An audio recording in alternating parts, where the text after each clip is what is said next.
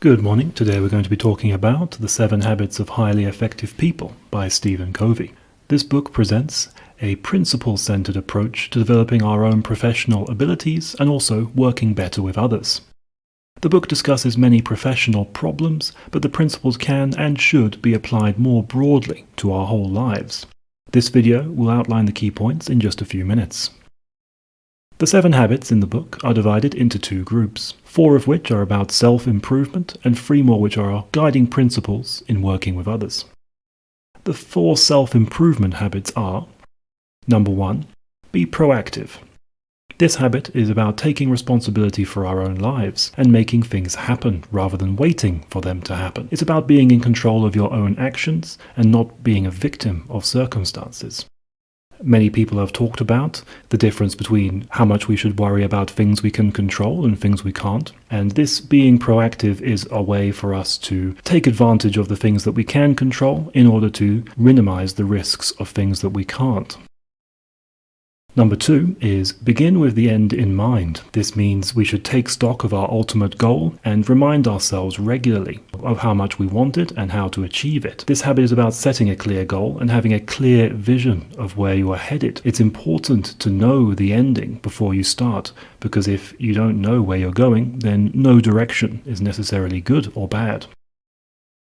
Number 3, put first things first. After we have decided what our overall goal must be, we then must decide what should we do first in order to achieve it. This is about prioritizing.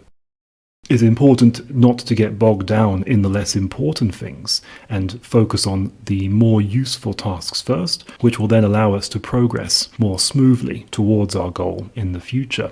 For example, if we need to set up a website or an email list or some other system which will help us do better in all of our other tasks, then we should do this first.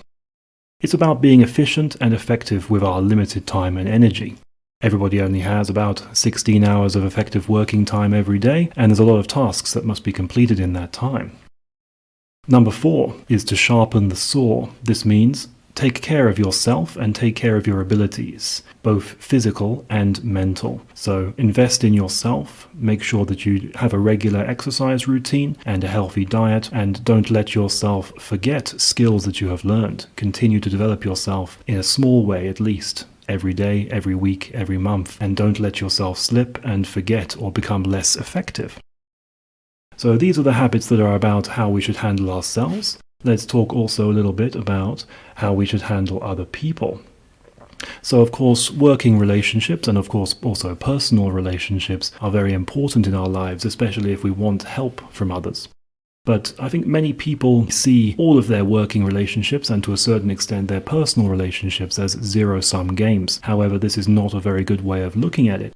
We should always think win-win when talking about our relationships with other people. We need to create mutually beneficial solutions and relationships. Everybody can win from every deal that we make and every arrangement that we make with other people. Cooperation and collaboration is much more effective than competition. Number 6 is seek first to understand, then to be understood. Listen more than you speak. It is very important to listen to other people properly and understand their perspective before trying to make them understand yours. Maybe you will understand that you do not need to argue at all and that you are actually in agreement if you pay close attention to the way that they frame their perspective. This is very important for building trust with other people. People appreciate having their concerns aired and people taking them seriously.